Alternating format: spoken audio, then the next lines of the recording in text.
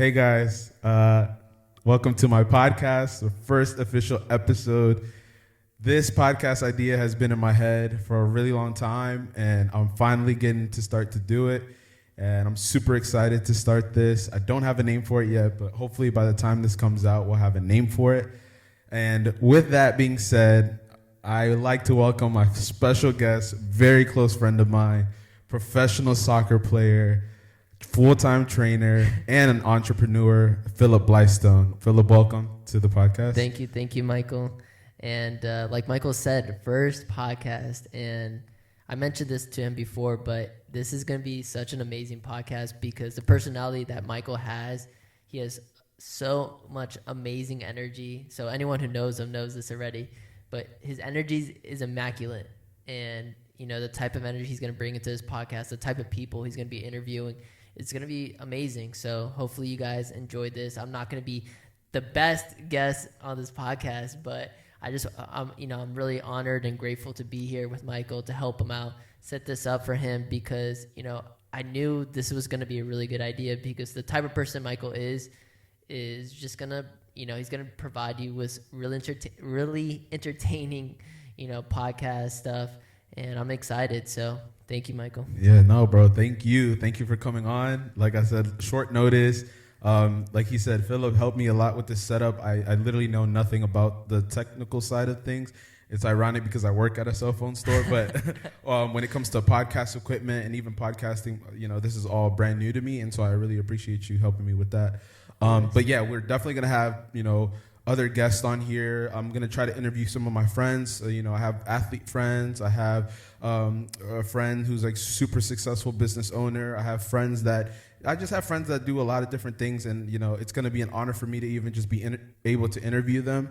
And I'm excited for that. But enough about that. You know, I want to hear more about you. So I'm going to start asking you a couple questions and, you know, you can kind of, you know, help the listeners kind of understand who you are and also the up and coming footballers that are out there that want to be a professional footballer or want to be a business owner. You know, you have a lot of insight, so I would love to hear a little bit about you. So first, obviously, well, for the listeners, me and Philip grew up together kind of. In high school we met. No, in high school or middle school? We went to middle school, but I felt like we really connected in high school, especially like ninth grade. That's when we really connected. Yeah. We went to middle school together, like he says, but we were super close till like high school, and we were inseparable since that time. But yeah, talk to me a little bit about that. How was high school sports? Because you did a multiple sports, and you can kind of dive into that. So like Michael said, we kind of met in middle school, and originally I wasn't actually supposed to go to Poe Middle School. I was actually supposed to go to Lake Braddock, but because of the boundaries, I ended up going to Poe. So when I transferred into that school, I just didn't know anybody.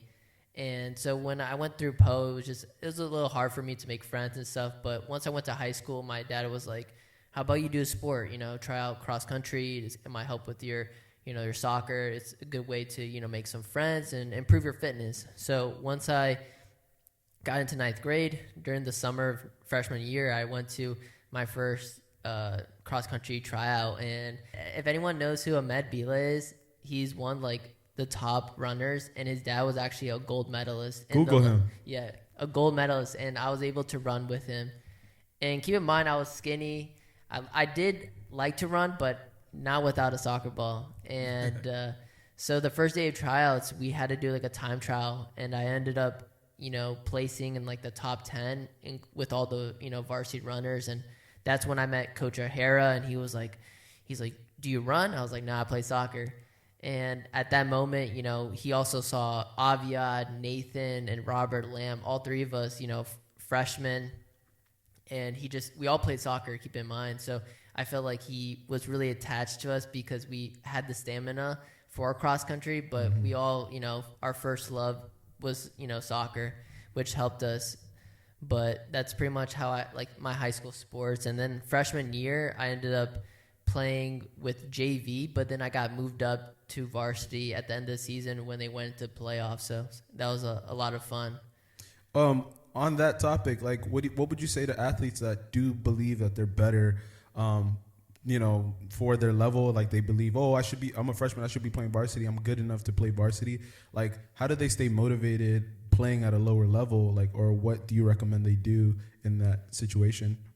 So my tip for young players that think they want to play or they think they could play at a higher level is you just got to continue. You have to continue to prove yourself, and the best way to do that is go to these tryouts, show them why you deserve to play at the next level. And that's something I did. Whenever I trained with older guys or whenever I trained with better players, prove to them why you should be with them on the same field. If you can beat these guys and make them look not as good, coaches are going to see that. And, you got to train a lot. Yeah. I mean, I sacrifice. You got to be disciplined and you got to train a lot. And that's something I did. I didn't go out, mess around and stuff. Like, I had fun and stuff, but my main priority was to go pro. And, whenever I had free time, I was training. Yeah. And any player that, really wants to go to the next level, you really have to sacrifice that time. I wasn't born talented. I had to work for everything I had. And that's why, whenever, someone said, oh, come out to a birthday party, go out, let's go play, do this. I was like, yeah. I'm going to go to the field instead. Yeah, he never came out with us. Trust me, we tried a lot of times to get this guy to come out with us, and he was definitely focused on that. I do want to also tackle that aspect. We had a lot of classes together because we were in the same program. We were in this program called SAM, which basically was just, smaller classes. They kind of focused on us individually a little bit more. But during that program, I saw how Philip, he had like 3 sports sometimes that he was juggling, 3 sports, and he would still have to get his schoolwork done.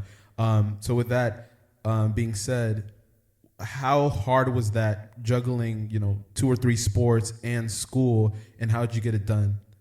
So yeah, it was extremely difficult, and the best thing to say it is time management. That's the only thing. You got to manage your time, and it got to a point where at the beginning, I wasn't doing well in my classes because I was so tired. I was going from cross-country practice, going to travel soccer practice, and then I was so exhausted that when I got home, I went right to bed.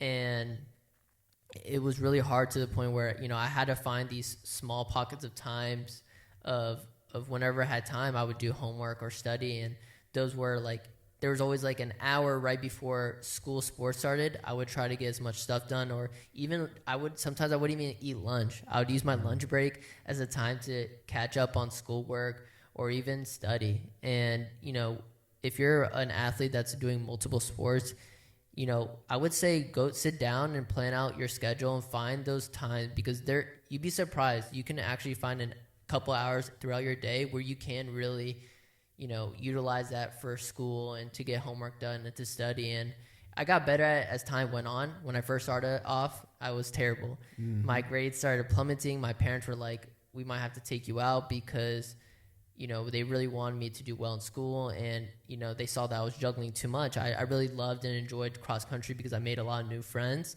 And I felt like my fitness was getting better from it. But at the same time, my grades were suffering from that. And that's something my parents were willing to take me out of like cross country for that reason. But then I started to show them like, look, I can't do all of it. I just had to manage my time whenever, like Michael was saying, whenever people were like talking at lunch, I had homework out, I'm studying, or even I would go to the library just and just so I can stay focused. And at the end of the day, it helped me a lot, maintain good grades. But that's I would say time management is the biggest tip I have for anyone out there, honestly, even after high school, even college. Yeah.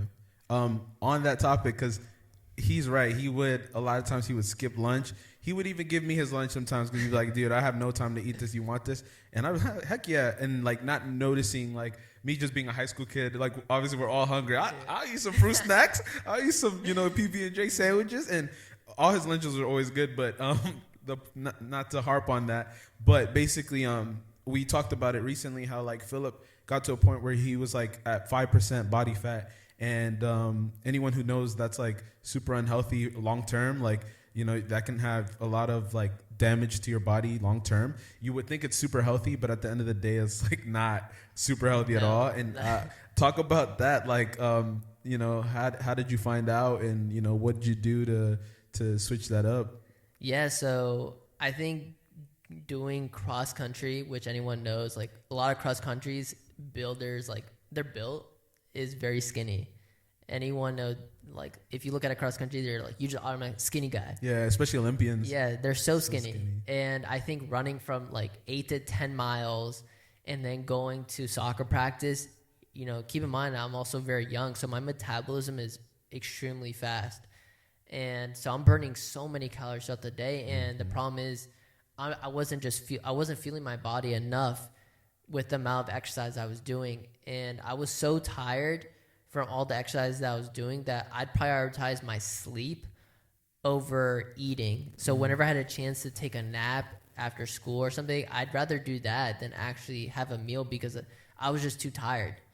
And it got to the point where I was just getting super lean. I had like veins going through my stomach up to my chest. Like I was very vascular. Like I was ripped. Like don't get me wrong. Like yeah, I look 14 pack. Yeah, I had abs. I could see it, but I was skinny as hell. And at the end of the day, it wasn't healthy because my energy levels were so low. And for me to even get a good workout, it was very hard. I had to dig really deep mentally and push myself, because I was maintaining a very low body fat for years, honestly. Yeah. And it was very taxing on the body. That's why I tell people, like especially athletes, make sure that you fuel your body well, because at the end of the day, like being at a low body fat, like yeah, you look good and that's great, but maintaining that for more than a couple months is unhealthy. It's very unhealthy. And now I'm at a healthier body fat percentage and I feel a lot better.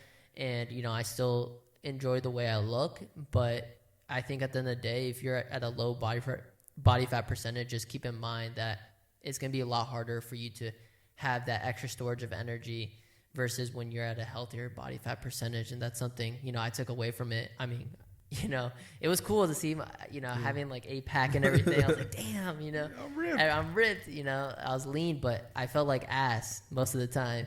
Yeah, I mean, that like you said, it's when your body is trying to find energy resources, and it's like you already exercised all the resources that I have, and long term, that can be detrimental to your body and your health.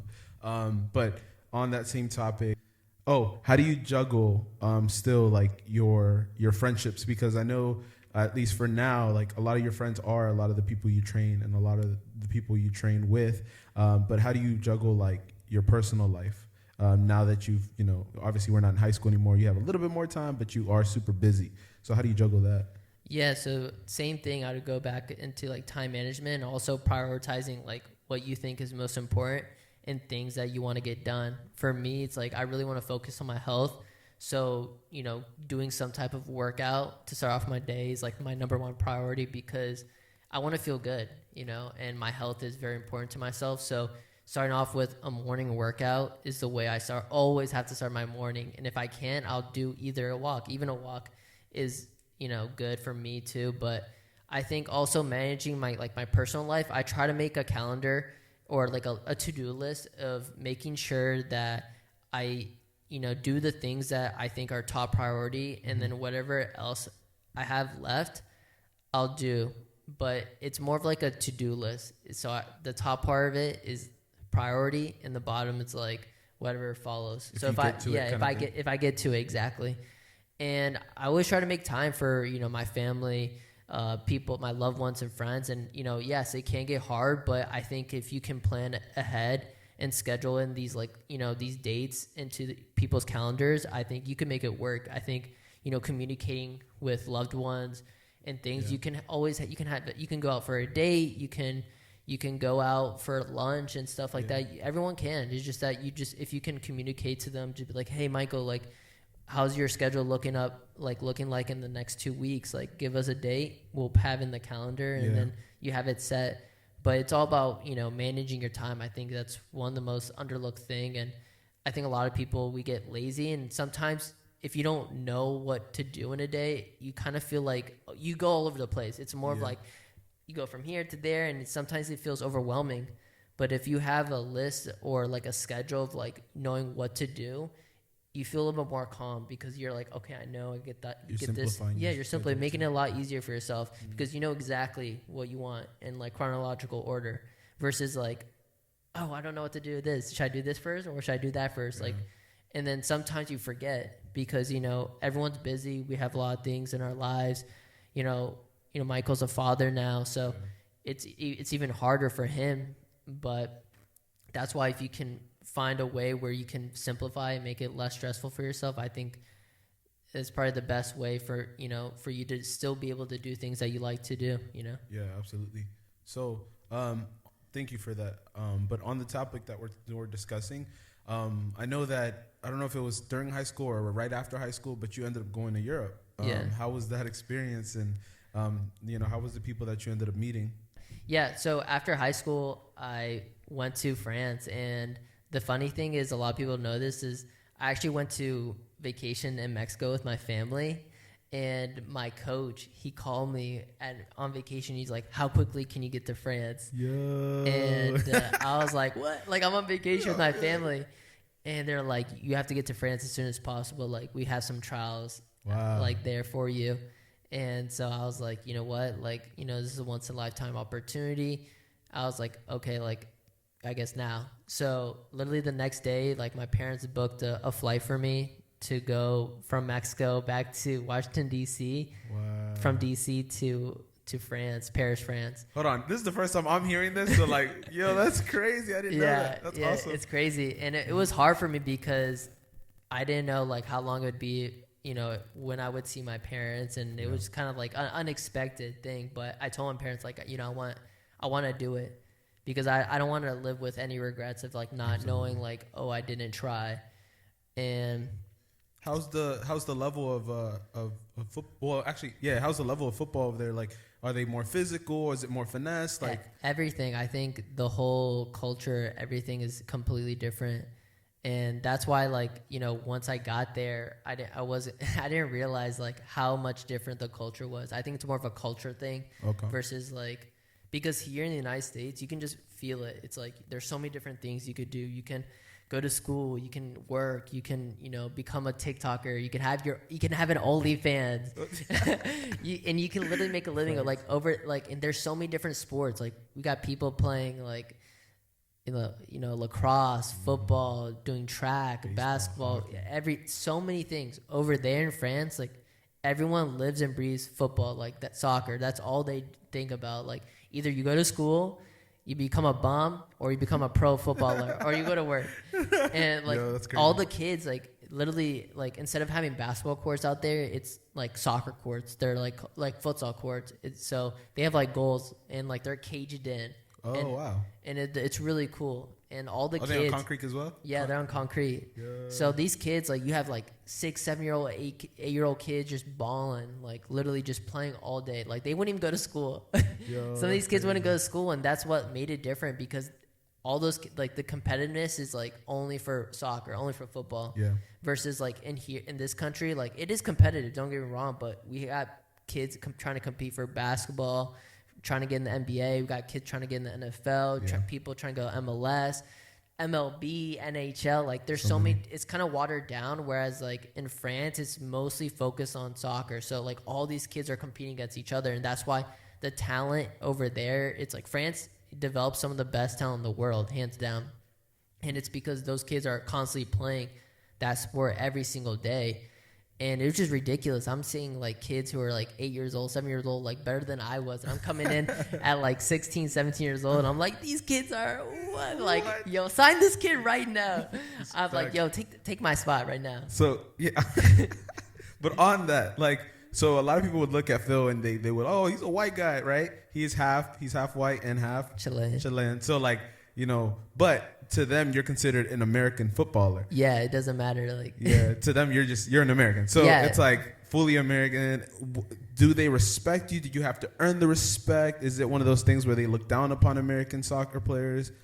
Yeah. So the biggest thing that I noticed is that a lot of French clubs, like, it's not that they don't like Americans. I think it's just that they have the stigma of, man, like, the football in America just not that great. And, you know, I agree with them. I don't think it's not even, hasn't even met its like full potential. Yeah. I think most of our players, like, they make jokes about MLS saying like, oh, like, your best players are retired, you know, European stars. And yeah, it's true.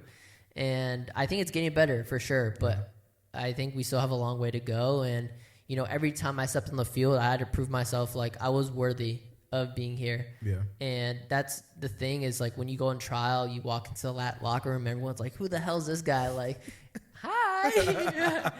You know, and like since I had that, you know, I had pretty long brown hair, they probably thought I was French because I was gonna say you could pass for a French. And like some guys like literally had the same like, you know, brown hairs as like, you know, so they would talk to me in French. I'll be like, you know, no parle français, and they're like, oh, what the? So they probably treated you like a no sabo kid in the U.S. Dude, your parents are from El Salvador, and your mom's from El Salvador, your dad's Honduran, and you don't know any Spanish. Yeah, they probably looked at you like that. So that was the thing, and they're like, oh man, like, and the crazy thing is, I actually went to France when I was 16 during my junior year, and it was probably the best, you know, soccer I personally played, because when I went there, I went to the locker room, no one, you know, looked like they didn't want to talk to me or say anything. And when I was doing these drills, like, they wouldn't even pass me the ball. Wow. And I was like, what the hell? Like, why are these guys being such assholes?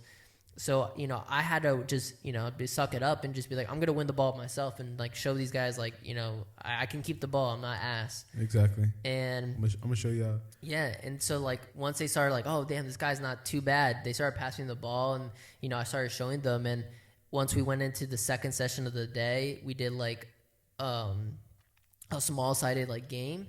And I played a through ball pass to this one guy, and he got fouled.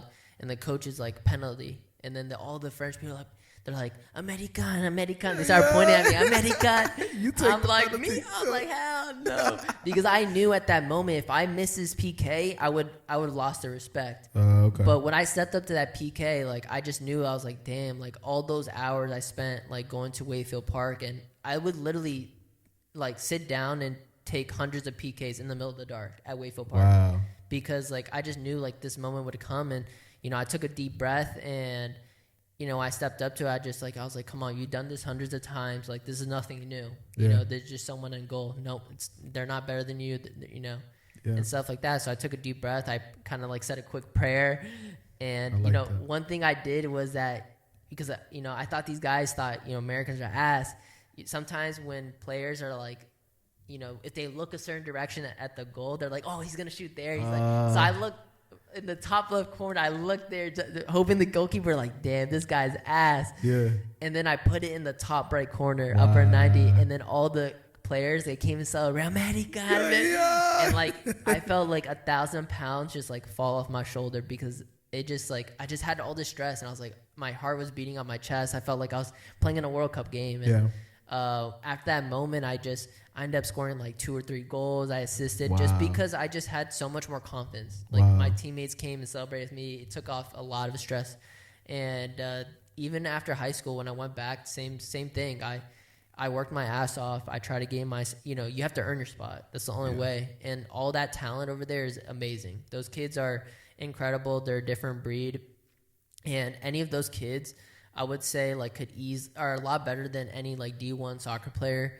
And I think it's just more of, like, you know, soccer IQ. Yeah. I think it's more of, like, it's not, like, athletic or anything. Some of these guys aren't big or anything. It's just, they're just making the right decisions and just knowing how to play. And I think that's the biggest difference between, like, European soccer and, like, American. Yeah. I think it's more, you know, here versus, you know, athletic ability. You know, a lot of D1 college coaches, they see someone who's 6'5", striker, that's like goalkeeper, striker, like that's a automatic full ride right there. Yeah, and that's just, you know, that's one of the biggest issues in American soccer. You know, hopefully there's more coaches that, you know, they're not going to overlook the size, and, you know, maybe look at some kids who are maybe not too big but still have that technical ability. Yeah, because it's not all about size. Size can help, but I mean, look at the best player in the world. Yeah, that's all is Messi. Yeah, 5'5". Yeah, so. That's exactly it. But, you know, amazing experience. And, you know, I don't regret anything about that trip. I think, you know, I was able to sign up with a club in Paris. And then I was able to go on trial at a League One club, Angers. And that was probably one of the craziest experiences of my life. Like, going, like, because they have these private gates to go in their facility. So they had paparazzi when I pulled in. They probably thought, like, who's this player coming in? Like, because the paparazzi, they're trying to look. The windows are tinted. My agent that was driving me in, and it was crazy. I was like, yo, relax. I'm an ass player. Like, I'm just getting started. But tell me about that. I mean, now I'm interested. Like, how was that experience? Just the experience alone. Oh, so it was amazing. So Angers is a League One club, and it's more in the countryside of France. And so when I was playing with Drancy FC, I was able to get an opportunity to go on trial at this League One club. So my agent drove me and one of my other teammates with me to this place. And we pulled up to the location, just a private gate opening up to the facility. I was like, damn, like pulled up, journalists, paparazzi, Wow. like, just your typical League One club. And because, he was driving my agent, his son played actually at a League Two club. Now they're League One, Dijon. Wow. And so his son was a professional footballer in France. And it was cool because we got to go see him play and everything. So he pulled up in like a brand new Mercedes. So they probably thought it was a player pulling up or something. So that's why the journalists and paparazzi were like right there. Waiting. Yeah. So I was like, nah, relax. Did they hit the U-turn when they saw you? Like, yeah, no. Who is this? Who's this clown? Water boy. Exactly. Yeah. And so, yeah, I pulled in and like the facilities were unbelievable. I can't, like, words can't even describe it. It's just like, the green on a golf course. Yeah. It was basically like four fields of that, like just perfect Bermuda grass. And this is not even like a top like League One team. Or Yeah, it's not even a top. I mean, like, it's a League One team. Like, they've been in League One for a while, but it wasn't like like a maze like PSG or Lyon or any of those top clubs. Marseille, exactly. Yeah. But it was such a crazy experience. I think going into there, I was even more nervous than anything because I was older. I just graduated high school. And, at this level, you're expected to be either in the reserves or at the first team. And that's a really, going into a League One club. That's crazy. It was hard. And so I trained with my age group, which was like the U19 Academy for Angers. And they gave me a jersey and everything. And I have a picture. And it was awesome. Like, same thing, walked in, everyone's looking, it's like, who are these guys, like, who is this guy and everything. And we actually like we stayed in a hotel that was like right down the street, and all the other players actually biked to the training ground, which was pretty cool. And two sessions a day, morning session and afternoon. The morning session was a little bit more like tactical, and afternoon session was more of like playing small-sided, either possession and stuff like that. And it was very intimidating. The first session, I was able to be coached by this guy that played in the Champions League. Wow. And he played in a club, and he played for a La Liga club in Spain. And he was by far the most intimidating guy. He had us doing drills that I never thought I'd be doing. And it was so outside my comfort zone to the point where, I was messing up, and he got frustrated, and it made me even more nervous. That's definitely. So it was so hard because I was like, come on, snap out of it. Like, I can't keep on messing up because, I saw the same coach cuss out this other young kid and told him to go to the locker room. And I was like, damn, like, I don't want this to be me. And luckily, I was able to talk to him in Spanish because he asked me, he was like, where are you from and everything. And I told him, like, I'm not going to say Virginia. I'm just going to say Washington, D.C. Because because these people don't know where, like, if I say Virginia or, like, get? Like, exactly. I mean, it's not, no disrespect. I understand that. Like, typically when people ask me, like, I'm from the DMV, like, we're not trying to, like, not say we're from Virginia. It's just like you said, people are like, yeah, like not everyone knows. Anandale, Virginia. Yeah, exactly. Like, so it was just easier for me just to say Washington D.C. It's like, oh, okay, like, we're 10 minutes out. Yeah, exactly. And so that's why I told him, and he was like, I think he low-key was like disappointed, but I ended up doing better as I got on. I think the drill that we first started off with was very hard for me, but after that, I think once we got into the possession, that's when that's when I started to shine, because I started getting more comfortable. And I think it was the best football I've ever played in my life, because I always say this, it's not because of me, it was because the players around me were so good. It made me look so good. When you have really good players around you and you can kind of flow with them, they can make you look so good. And that's why it's so important. Like, football, soccer, like, it's not just like an individual sport. Don't get me wrong, Messi individually is amazing. He could do incredible things that no one else can do. Same with Ronaldo and other players. But if you're like, I wouldn't say average player, but not super amazing, like it can make you look so much better. And that's why I tell like a lot of parents that like sometimes you need a good team. Yeah, facts. Because that's why when you go on these tryouts and trials, and like if you have a team around you that are just not good, you might not perform that well because just the people around you, Yeah. they might not click with them, and the flow might not be there. But with this team, every time I got the ball, I had 3 options. I was like, damn, he's open. Right. Like the left back came up, the striker's right everyone there. was moving. Everyone was moving for each other, and I just felt they played such a simple game. The ball was never in the air. The ball never went in the air. It was stayed on the ground, and it was so quick. It got to one point we were playing this small possession game, and I lost track of the ball. That's how quick I was moving. I was like, "Where'd the ball go?" Yo, that's crazy. I was like, "Where'd it go?" And it was a crazy experience. It was eye opening. Got me outside my comfort zone, and obviously I didn't make the team because number one, like I didn't have EU citizenship, so they have to pay a fee for international players. And number one, they're not going to pay like a 10,000 euro fee for somebody they can find better, or if not just as good that lives in Europe. So that's a hard thing. But one thing I took out of it, number one, they told me I had to work on tacticalness. And that's something I didn't even learn growing up. Like the coach I grew up with was like a dad, that played college soccer. So I never learned anything. But one thing that I took away from it is that they said I was very good technically. Wow. And I took that, that was a really good compliment for me because, going to a League One club and then them telling you like this kid is, he's very good technically is like a huge compliment. Yeah. And, I took that with me. And I was like, yeah, that's something I really want to work on, tacticalness. Like, these kids were so much more, like, smarter in terms of, like, soccer IQ and just knowing where to be. I think it was more important, honestly, without the ball than with the ball, just knowing where to be, movement.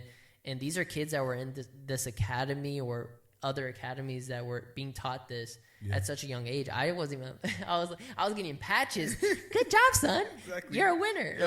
You got the shot. Good. Oh my god. Exactly. And these are kids that are being taught like tactical stuff at such a young age because in Europe they actually give the best coach is actually with the youth program. Wow. It's not even with the first team. It's actually with the youth kids because developing these kids is one of the most important things. Yeah, facts. So that's why like a lot of people don't know this, but some of the best coaches are actually in the youth programs. Sense, though. Yeah, that's crazy though that they don't get the job that everybody wants, but they get the job that is putting the most work day to day. You have to make sure you know where these kids are staying, and like what time they're going to sleep, what are they putting in their body. Yeah, and it's incredible. Like anyone that watches like any youth soccer and like in Europe or Spain, anyone that sees like El Mini Clásico, like these young kids are like 12 years old, bro, they're playing better than some like college teams out here. I'm like, the way they move the ball is, anyone look it up. Like I promise you won't regret it. If you watch football, soccer, like go on YouTube and watch like some of these like youth Barcelona academies. Like even like Ronaldo's son, I was watching a highlight of his team and I'm like, these kids are top bins. They're better than the first team. But on that topic, the USA, I feel like, when I see like the way we play here, like it's, obviously it's a good brand of football, but I kind of agree with you. We have guys here that they go to university 4 years and they're like 23, 24 looking for a club.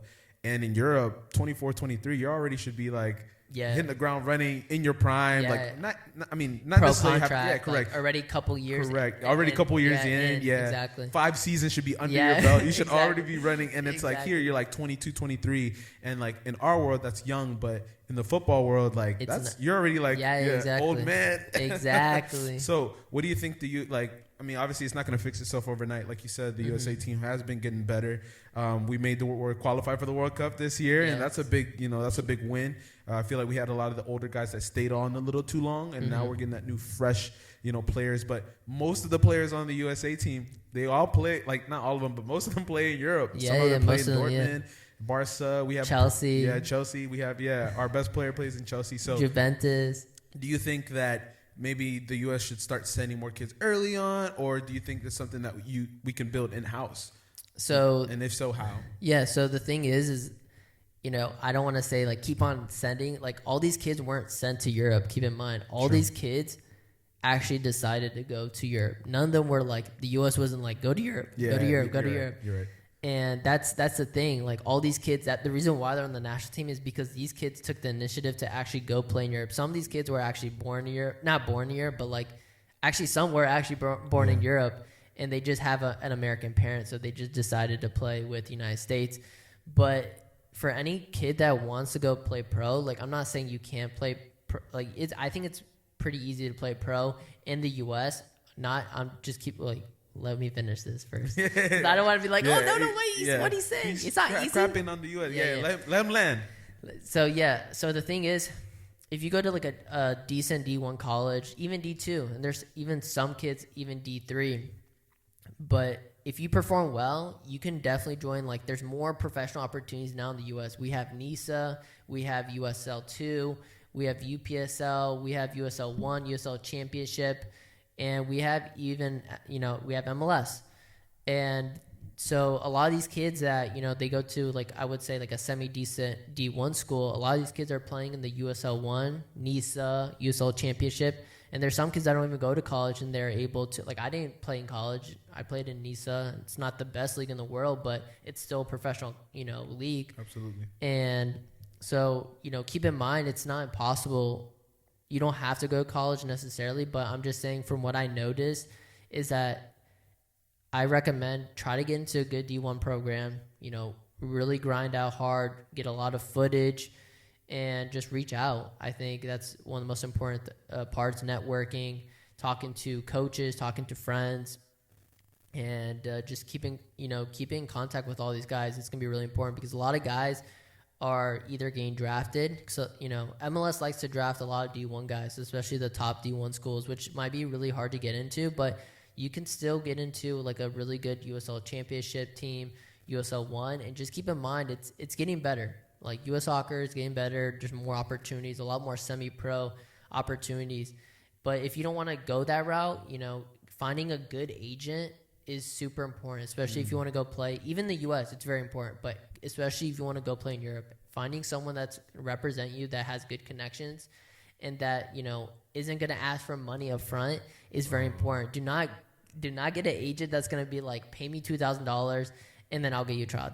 That's not how agents should be working. That's the biggest issue I see with too many kids is that they go to these agents that tell them like, you're going to have to pay me $2,000. No, you get paid after you do your job. Exactly. That's the thing. Once they sign a contract, you get a portion of their contract. But now I'm seeing more agents that are like, I can send you over to Spain. I can send you over to this country if you give me this amount of money. That's not how it works. I understand it costs money, but it's an investment, because if you believe in that kid, you shouldn't have to worry about the funds, Absolutely. I have seen that. I was looking at something the other day, and the host was talking about how a lot of these kids in like other countries, like third world countries that are really talented, but they'll get like an agent that'll hit them up like, hey, same thing. It's like a scam almost. Like it's literally a scam, yeah. It's a scam. They want your money, and then they never get you a contract. You're out of $2,000. You live in a third world country. You don't have more money to go find and try to get you, back to where you want to be. But you get desperate, and so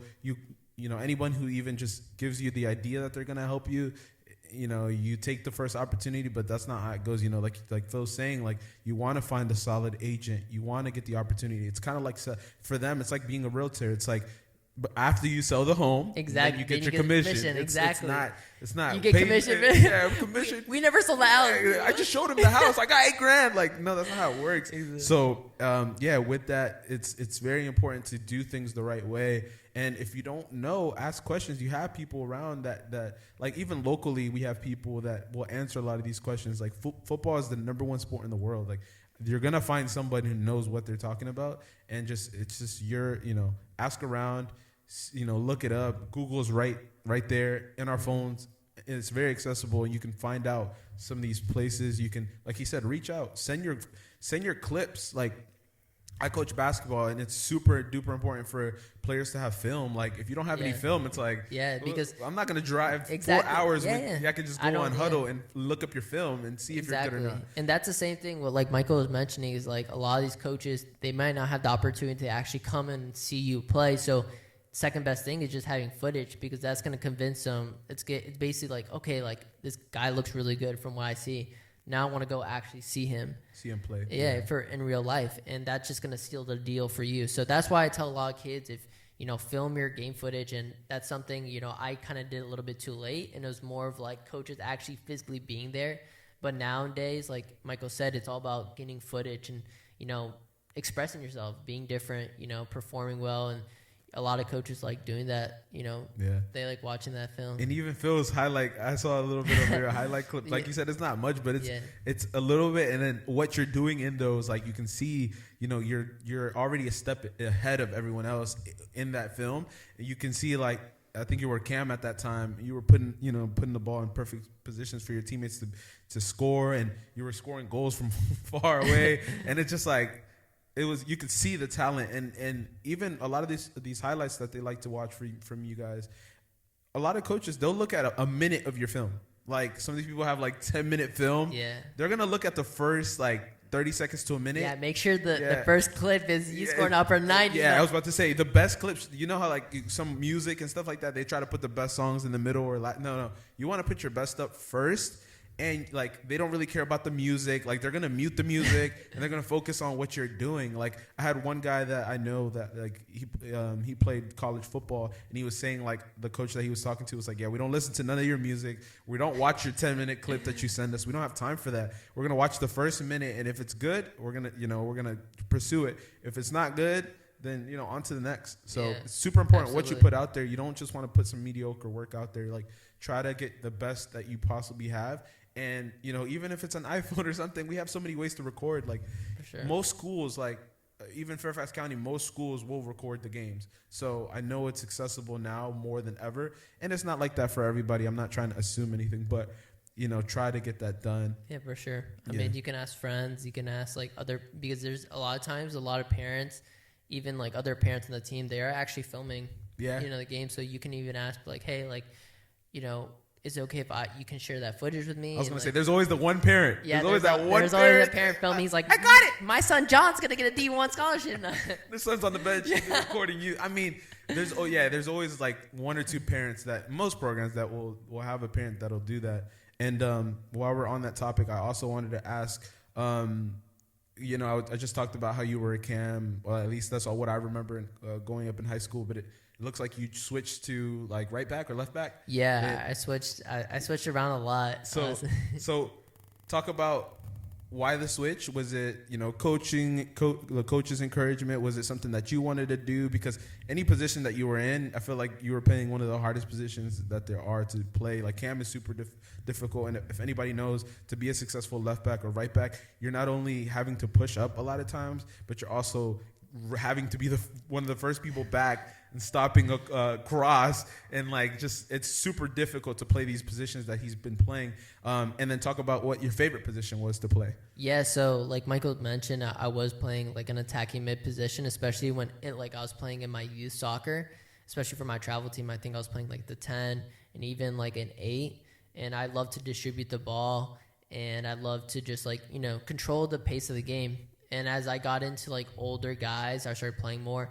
I think when I went to my first adult team, they wanted me to play out wide as a wing because I think they already had their set guys in the midfield area. Okay. So they're like, this guy, he's in great shape and he could run all day. We need somebody that can cover that left or right wing. Ground. So actually, I went from, center mid to actually going playing out wide. And I actually did like it. I liked it a lot because I was able to cut in and finish, and I actually started out with the left side, and I loved playing the left side because, if you're right-footed, you can cut in and finish with your right, and I was able to cross to my left.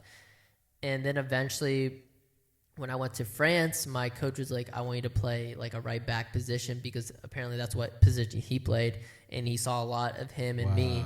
So that's why, I feel like with a lot of the players that he trains, he eventually moves them out like either right back or even a winger position.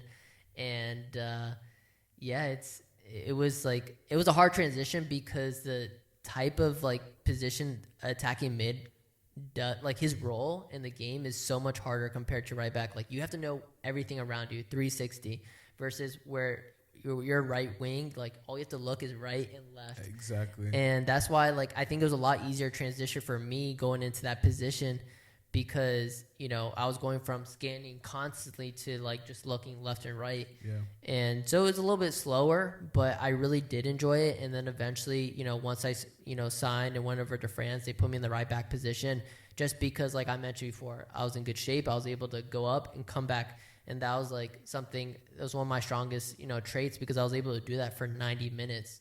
And not a lot of people were able to do that.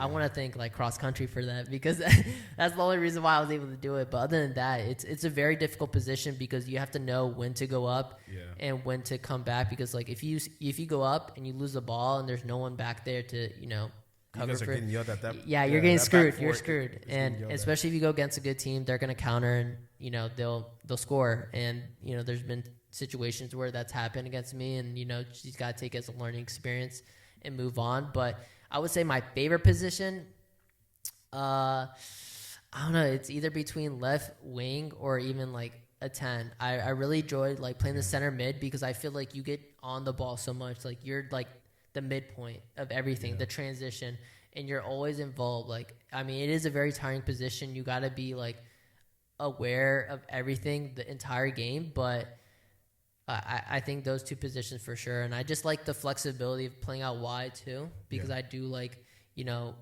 dribbling. I do like cutting in space. exactly, and a little more freedom.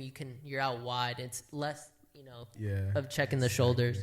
But yeah, I would say that's like those two positions, my favorite. I mean, I don't hate right back.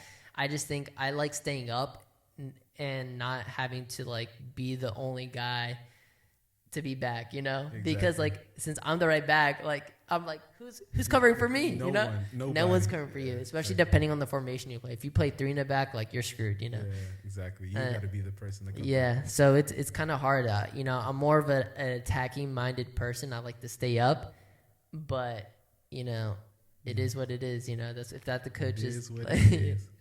But I mean, appreciate you. We're gonna wrap it up, but before we do, I just want to ask you one final question. What's your advice for the kids?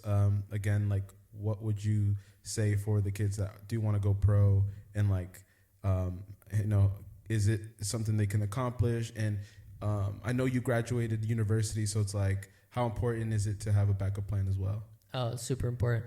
So going on to that, like, you know, my advice for kids that want to go pro is, you know, every year it's changing. You just got to be able to adapt. Like I mentioned before, there's a lot more opportunities out there for you guys to play pro. But just because there's more opportunities to play pro, don't just think like, oh, like I don't have to focus on school anymore. Yeah. School is the most important thing for you kids. So if you're in high school right now or going into high school, really focus on getting good grades. A lot of D1 schools, you'd be surprised, they look at academics. Yeah. Like it's just as important as the athletic portion. I don't care if you're, you know, an amazing soccer player. If you have bad grades, those schools will probably not take you. So make sure you get a 4.0. Yeah, like, they want to make sure you're available. Like, you can be great and stuff, but you have to be available to play. And if you have too low of a GPA, you won't be allowed to play. Exactly. And the thing is, like, I wish I started earlier on. I mean, my GPA wasn't bad. I think I ended up with like a 3.6. But I think, you know, I think a lot of players could do a lot better. And there's a lot of kids that I personally know that didn't get the best GPA in high school because they were just so focused on the football portion of like their career that, you know, a lot of them didn't get picked up by D1 schools because schools want to know that they can rely on their student athletes to do well in the classroom and on the field. Mm-hmm. If they know that they don't rely on them on the field, then, you know, they're going to be pushed by the people at the school department. They're gonna be like, your player's doing bad. Like, what's up? You know, you can't be continuously helping them, like saving their butt. So make sure that you focus on school. As bad as, like, you know, as boring as it could be some days, like sometimes you just like, why am I even learning this stuff? You know, just know that it's gonna help you get a foot in the door, especially for a lot of D1 programs. So really focus on getting good grades. Take the SAT, ACT, whatever. Look, I would say plan out. Look at some schools. Look at schools you want to. Reach out for them. Get a lot of game footage. Send those out. And, you know, if you do well in school, do well in the field, I see there's no reason why you can't go to a good D1 school, D2 school, and get scouted. You know, Yeah. I feel like there's no excuse, and there's gonna be more opportunities. Even in the summer, a lot of you guys can now play on like these semi-pro teams, adult teams. I recommend that if you're a young player, play with older guys. It's the best way to get used to the physicality of a higher level. It's going to push you too. It's almost going to be like a first team, Yeah. like in Europe. And that's something that my coach wanted to replicate for myself when I was young. There wasn't no professional teams here in this area at the moment other than DC United. So the second best thing was to play with an adult team when I was like 15. And so I'm playing with grown men, and it really helped me because these guys were a lot stronger, faster, and had to think quicker. And so if you can play with older guys, do it. And I think that's, you know, those things. Do well in school, film your game footage, try to do that, and try to play with like older guys, better people. It doesn't have to be older guys. It could be even better players. If you have friends that play for really good teams or they're just a really good player, be around them. Surround yourself with good people, and I promise you're just going to go up, because it's not just what you do on the field, it's outside the field too. So make sure the group of people you surround yourself are going to uplift you, not bring you down, because that might be the reason why you don't make it to the next level. And that's why I try to surround myself with people that are very successful, not just in the football world, but also, you know, the real life. Because if you have a good group of people around you, I see like there's no reason for you not to succeed, you know, because they're going to bring you up with you. Yeah, exactly. But yeah, that's pretty much it. But I just want to say thank you, Michael, for having me here today. No, for sure. We got to do part 2. I know, we're going to do part 2 for sure. Just even talking about how, you know, his Europe experience, his, you know, American experience, he being here, being born here and raised here, and just, you know, your advice that you have for the youngins. So I really appreciate you stopping by, and thank you for being the first, bro. Let's go. Thank you. Appreciate it. Look, I'm so new to this, guys. Thank you for tuning in. Whoever watched, thank you. We're going to have way more episodes, hopefully, coming soon to a theater near you. But yeah. But thank you, guys. Peace.